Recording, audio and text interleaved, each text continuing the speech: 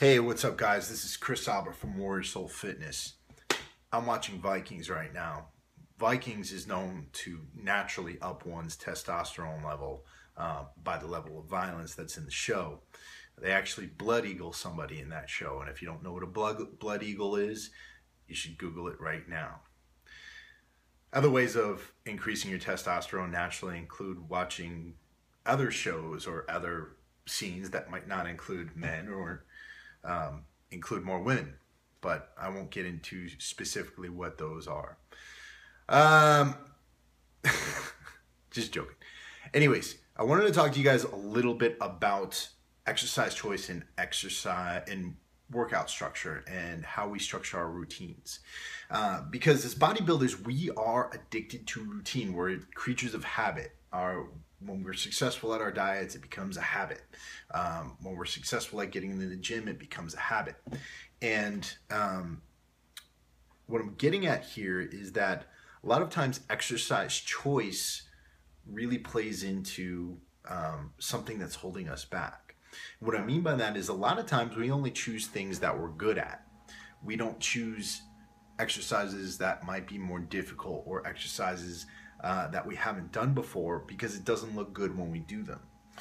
I'll give you an example. Many times when I pick up new clients and they're having issues with their stomach or they're having issues with their back, or if they're having issues with their squat form, I will make them do Olympic style front squats.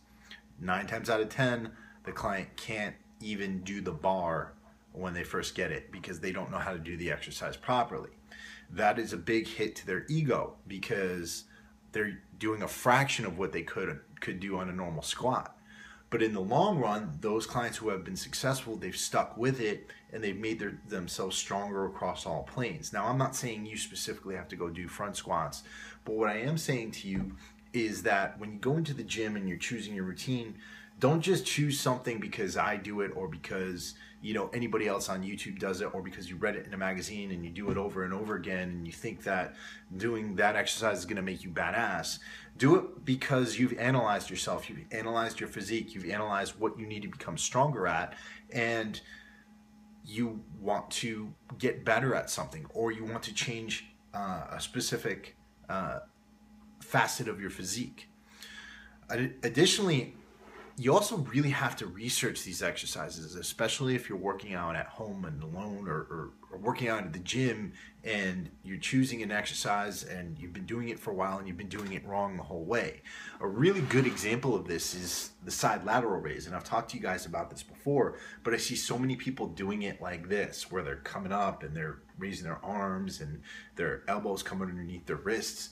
I have to say that I see 75% of the people I see in the gym doing a side lateral raise doing it wrong.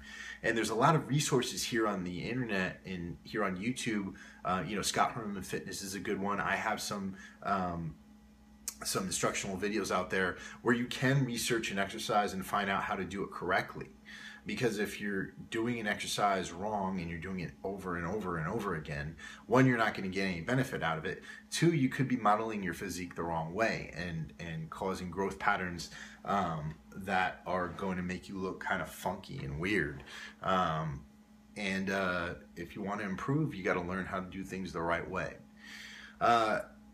Those are just a couple of things I wanted to address tonight. I'm not going to make this a long video, but those two things. Go out there, try new things, figure out do a good physique self-evaluation, like a real critical self-evaluation.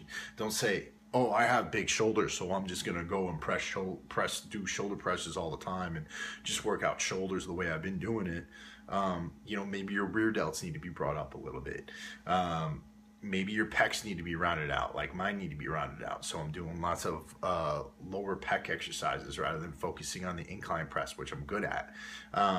Maybe you need to work on your freaking core. So figuring out different variations of the squat that are really going to help your core.